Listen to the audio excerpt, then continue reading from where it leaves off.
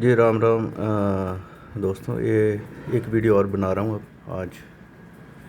ये भी शादी के इवेंट को लेकर रिलेटेड है। ये कुंडली भी मेरे पास काफ़ी पहले आई थी।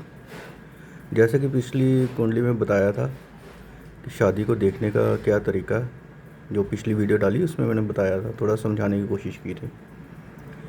तो वो मैं आपको इस कुंडली में भी बताने की कोशिश करूँगा कि वो कैसे वर्क कर रहा है। तो जैसे कि मैंने बताया था कि शादी किसी भी जातक की देखनी हो तो 2, 7, 11 घरों को देखना पड़ता है, और वो किन प्लैनेट्स में एक्टिवेट है उसको देखना पड़ता है, और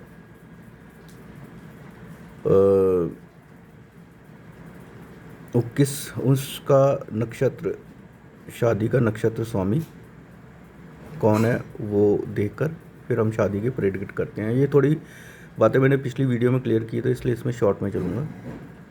कि जैसे अब इस लड़के की शादी के लिए आए थे पूछने, तो अभी इसकी दशा चल रही थी शनि की। जब ये मेरे पास पूछने आए थे तो शनि की दशा थी, और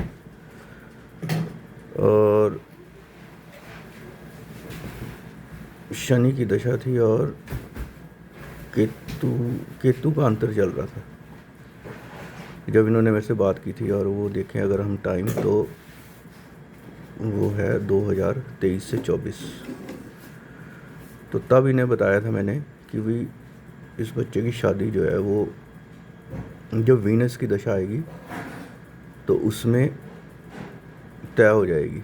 तो वो अब इसकी शादी तय हो गई, और ये आज जब मैं वीडियो बनाने लगा तो आज ही आए थे। ये घर में कार्ड वगैरह दे कर गए हैं बच्चे की शादी का, और इसी अप्रैल में अब इन्होंने शादी इनकी हो गई। पर जो फिक्स हुई थी वो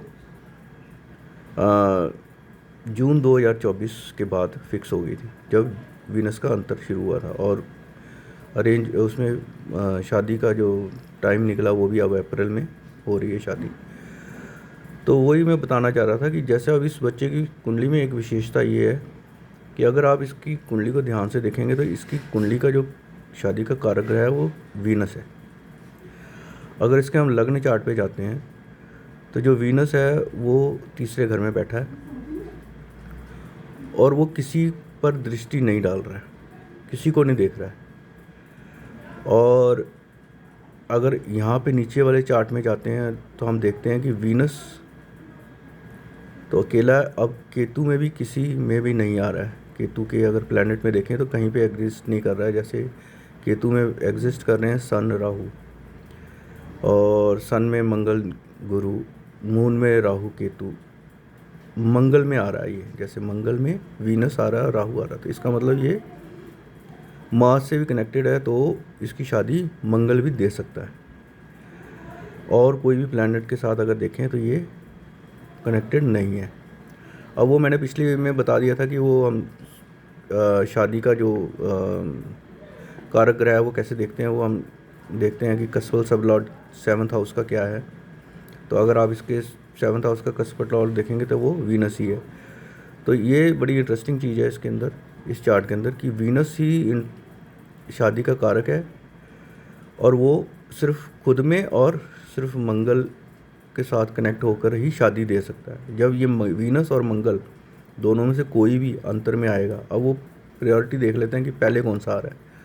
तो ऑब्वियसली इसका अभी दशा जो है वो शनि की चल रही थी, तो वीनस पहले आ गया और इसकी शादी इसमें फिक्स हो गई। तो ये एक और नई कुंडली मैं आपके सामने रख रहा हूँ कि शादी की प्रेडिक्शन कैसे की जाती है, और ये बिल्कुल सटीक बैठती है। तो अगर किसी को भी किसी अपने इवेंट के बारे में प्रेडिक्शन लेनी हो, या वो चाहते हैं कि हम उसके कोई इवेंट प्रेडिक्ट करें, तो ये बहुत सटीक तरीका है किसी भी इवेंट को प्रेडिक्ट करने का। तो वो अपनी डिटेल या मुझे कॉल कर सकता है। मैंने अपना नंबर पिछले वीडियो में बताया था, इसमें भी बता रहा हूँ। मेरे 2 नंबर हैं, एक है 8847383446, और दूसरा नंबर है 9780986373। धन्यवाद।